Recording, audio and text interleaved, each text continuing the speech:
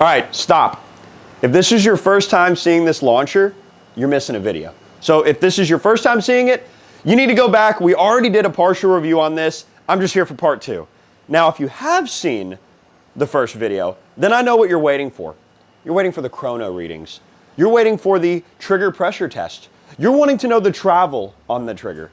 Well, luckily for you, we're gonna be doing all of those today. Let's do this.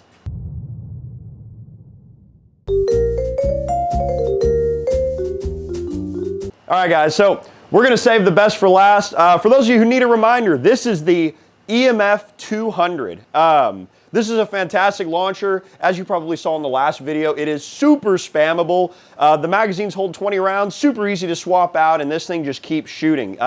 This 3,000 PSI tank is more than enough to get through a ton of mags. And yeah, today we're gonna test out the chrono. We're gonna look at the pressure test on the trigger, and we're gonna see what the travel distance is. So let's go ahead and let's get right into it.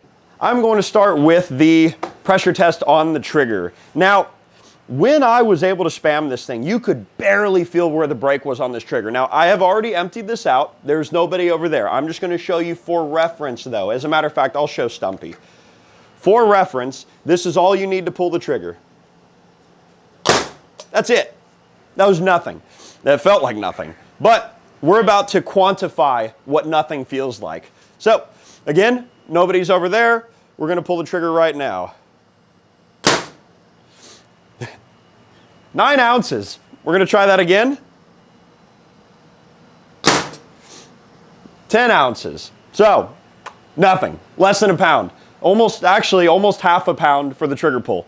And that is why this thing is so spammable, because you have less than a half pound on that trigger pull. You're able to really just hammer the heck out of it. Now, on to the actual travel distance for the trigger, which also helps a whole lot with the spammability of this. I'm going to pull out our little caliper here, and I have a really unique usage of it. So what I'm going to do is I'm going to bring it out to the beginning of the trigger. I'm going to reset it, and I'm going to pull the trigger all the way. We have 2.8 millimeters of travel. 2.8. I'm going to do that one more time just to verify. Okay, zeroed out. Yeah, 2.8. 2.8 millimeters worth of travel, which is significantly less than any other launcher I think we've ever seen. So yeah, that's pretty absurd. Now, the part you've been waiting for.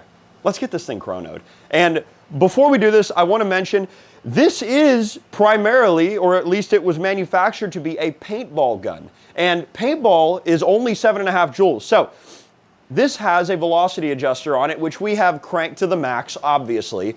I expect this thing to far exceed 7.5 joules. So let's see if we get that. And by the way, guys, apologize for the sniffles. If anyone wants to donate a neti pot to the channel, I would really appreciate it. This is like kicking my butt right now. So let's get this thing chronoed. Let's see if we beat that 7.5 joule number. All right, so we are out here with the EMF200. We're about to do this chrono test. We just cranked the crap out of this velocity adjuster, so it should be maxed out. Now, once again, paintball guns usually shoot at around 7.5 joules in competition, so if we're getting over that, that is a really good sign.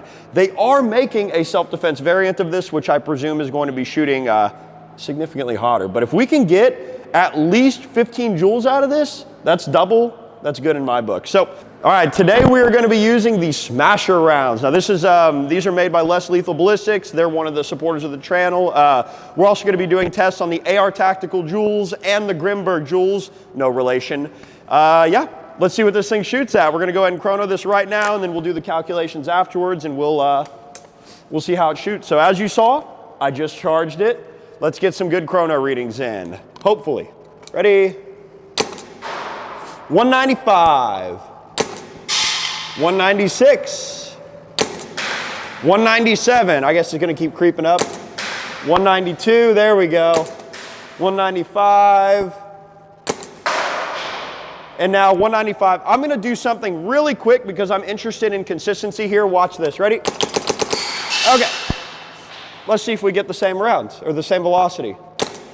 198.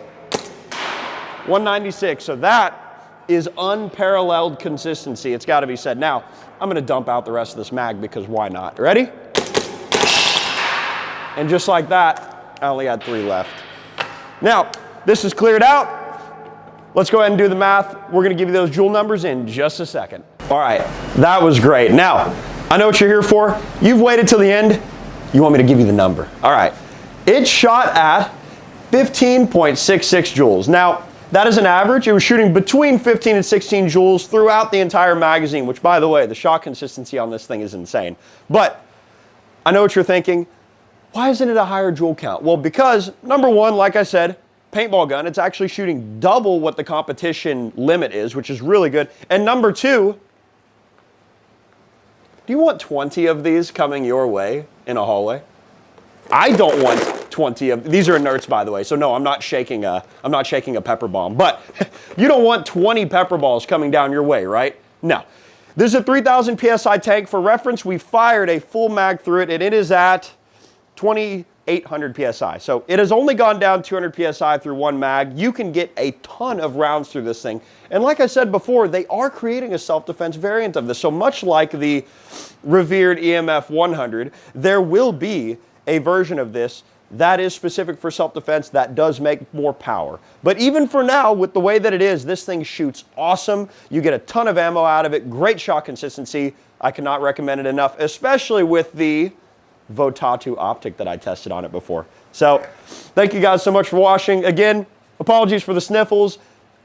I've been dealing with it all day. So thank you so much for watching again, and we'll see you on the next one.